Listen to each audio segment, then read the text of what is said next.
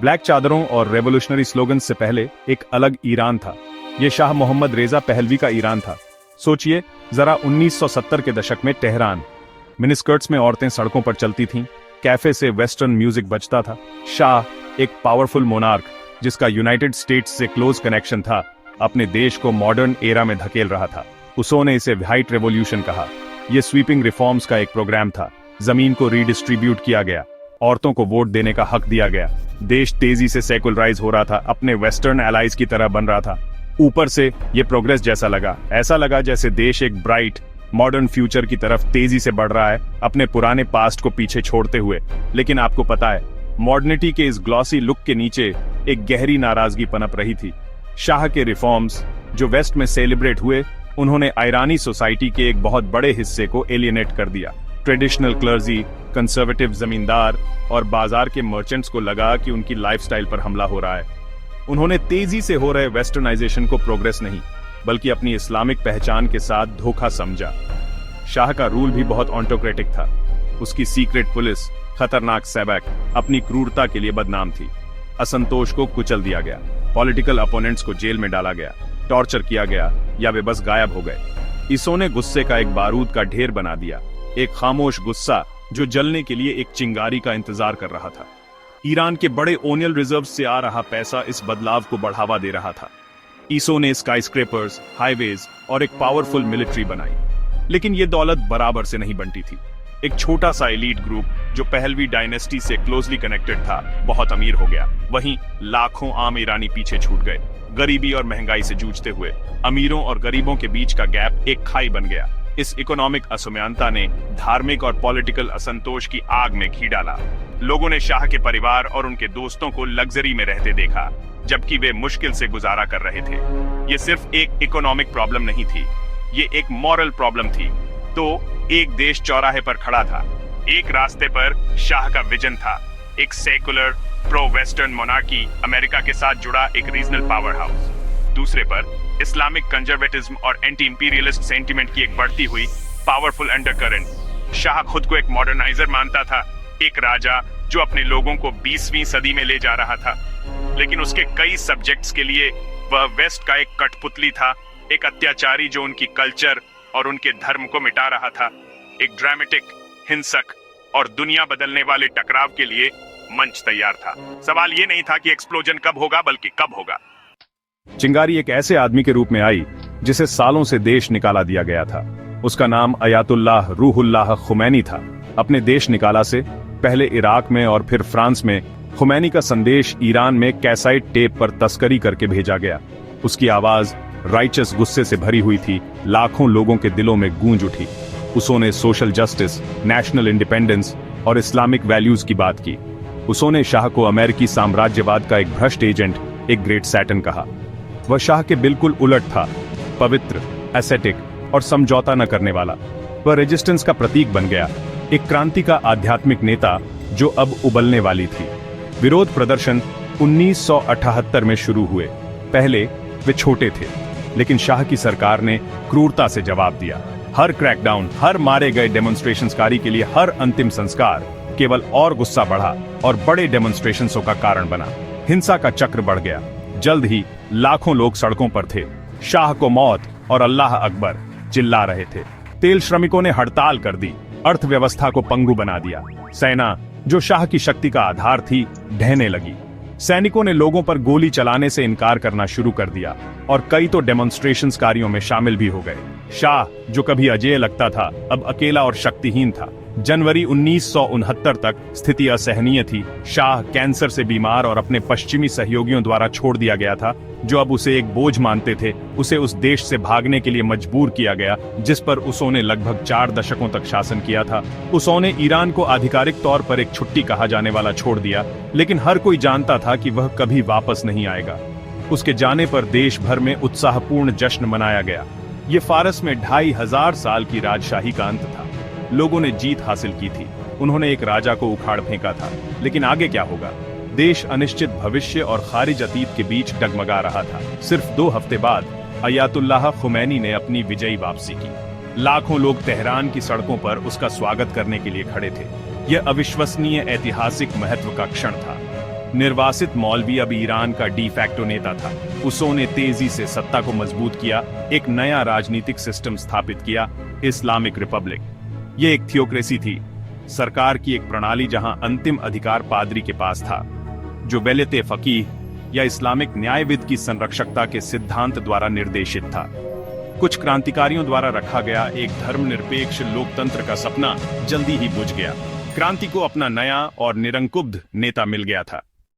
नया Islamic Republic उथल पुथल में पैदा हुआ था। उसने खुद को इस बात से परिभाषित किया कि वह किसके खिलाफ था, अमेरिका, इजराइल और राजशाही की विरासत।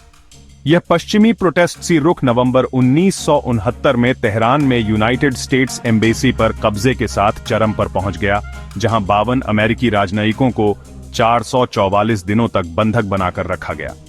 इस कृत्य ने वॉशिंगटन के साथ संबंध तोड़ दिए और दशकों तक अमेरिकी प्रतिबंधों का कारण बना। दुनिया ने हैरान होकर देखा, क्योंकि ईरान अंदरूनी तौर पर मुड़ गया, सख्त इस्लामिक कानूनों को लागू करते हुए। महिलाओं को हिजाब पहनने के लिए मजबूर किया गया, प्रेस को सेंसर किया गया, नए शासन के राजनीतिक प्रोटेस्टियों को बेरहमी से साफ कर दिया गया। स्वतंत्रता का क्रांतिकारी सपना कई लोगों के लिए एक नए प्रकार के उत्पीड़न में बदल गया था। खुमैनी ने 1969 में अपनी मृत्यु तक सुप्रीम लीडर के रूप में शासन किया। उसके अंतिम संस्कार में मानव इतिहास की सबसे बड़ी भीड़ में से एक जुटी, जो राष्ट्र पर उसकी शक्तिशाली पकड़ का प्रमाण था। उसके उत्तराधिकारी को चुनने का काम विशेषज्ञों की विधानसभा, एक पादरी निकाय को सौंपा गया। उन्होंने अली खामेनेई को चुना, जिसने राष्ट्रपति के रूप में सेवा की थी। यह एक विवादास्पद चुनाव था, क्योंकि खामेनेई के पास खुमैनी के समान धार्मिक विद्वत्ता का पद नहीं था, लेकिन वह एक राजनीतिक अंदरूनी व्यक्ति था, क्रांति के आदर्शों का एक वफादार अनुयायी। नए सुप्रीम लीडर के रूप में उसने 3 दशकों से अधिक समय तक ईरान में अंतिम शक्ति धारण की है। देश को युद्धों, विरोध डेमोन्स्ट्रेशंसों और अंतर्राष्ट्रीय अलगाव के माध्यम से नेविगेट करते हुए आज ईरान एक जटिल और प्रोटेस्ट आभासी राष्ट्र बना हुआ है। यह परमाणु महत्वाकांक्षाओं वाला एक देश है, जो पश्चिम के साथ लगातार तनाव का स्रोत है। एक परमाणु कार्यक्रम का पीछा, जिसे ईरान शांतिपूर्ण ऊर्जा उद्देश्यों के लिए जोर देता है, ने और भी गंभीर अंतर्राष्ट्रीय प्रतिबंधों को जन्म दिया है। इन प्रतिबंधों ने ईरानी अर्थव्यवस्था को तबाह कर दिया है, जिससे उच्च मुद्रास्फीति और बेरोजगारी हुई है। ईरानी लोग इस आर्थिक युद्ध का खामियाजा भुगत रहे हैं। वे दैनिक कठिनाइयों से जूझ रहे हैं, अपनी सरकार की अवहेलनापूर्ण नीतियों और बाहरी दुनिया के दंडनीय दबाव के बीच फंसे हुए हैं। ईसो ने आबादी के भीतर निराशा का एक गहरा कुआं बना दिया है। इसके बीच बदलाव के लिए एक शक्तिशाली और लगातार आह्वान है। यह वह जगह है जहां कहानी अगली पीढ़ी की ओर मुड़ती है। रेजा पहलवी, आखिरी शाह का बेटा, संयुक्त राज्य अमेरिका में निर्वासन में रहता है। वह ईरानी विपक्ष में एक प्रमुख व्यक्ति बन गया है। वह एक धर्मनिरपेक्ष लोकतांत्रिक ईरान की वकालत करता है, संभवतः एक संवैधानिक राजशाही जहां लोगों का अंतिम कहना है। वह सोशल मीडिया और अंतर्राष्ट्रीय प्लेटफार्मों का उपयोग ईरान के अंदर विरोध आंदोलनों का समर्थन करने के लिए करता है, यह तर्क देते हुए कि इस्लामिक गणराज्य अपने लोगों को विफल कर चुका है। वह एक क्रांतिपूर्व अतीत से एक कड़ी का प्रतिनिधित्व करता है, लेकिन कुछ के लिए एक अलग, अधिक उदार भविष्य की आशा भी है। ईरान का समाज बहुत टूटा हुआ है। आप रोज सड़कों पर विचारों के इस टकराव को देखते हैं। कुछ कट्टरपंथी हैं जो 1969 के क्रांतिकारी आदर्शों का जोरदार बचाव करते हैं। वे मिलिट्री, न्यायपालिका और अर्थव्यवस्था को कंट्रोल करते हैं। फिर युवा आबादी का एक बड़ा हिस्सा है। वे टेक सेवी हैं, इंटरनेट के जरिए दुनिया से जुड़े हुए हैं और पर्सोनल आजादी और आर्थिक अवसरों के भूखे हैं। उन्हें शाह की कोई याद नहीं है। उन्होंने अपनी पूरी जिंदगी इस्लामिक रिपब्लिक के तहत जी है और कई लोग मौजूदा स्थिति से बहुत असंतुष्ट हैं, जैसा कि बार बार होने वाले विरोध डेमोन्स्ट्रेशंसों में देखा गया है, जैसे कि महिला, जीवन, स्वतंत्रता आंदोलन। यह आंतरिक संघर्ष आधुनिक ईरान की पहचान है। यह राष्ट्र की आत्मा के लिए एक लड़ाई है। एक तरफ सुप्रीम लीडर अली खामेनेई के नेतृत्व में प्रतिष्ठान है, जो राष्ट्रीय संप्रभुता, सैन्य शक्ति और अपनी साम्राज्यवाद प्रोटेस्टी विचारधारा को प्राथमिकता देता है, भले ही आर्थिक समृद्धि की कीमत पर।